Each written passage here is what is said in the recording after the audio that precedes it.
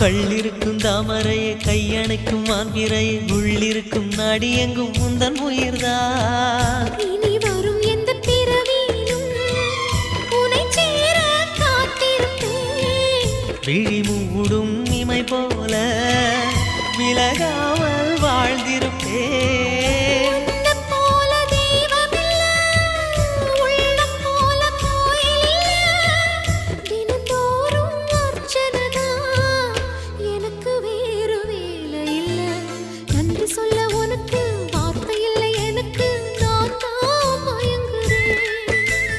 என்னுடைய மனச தந்துவிட்ட பிறகும் ஏம்மா கலங்குற?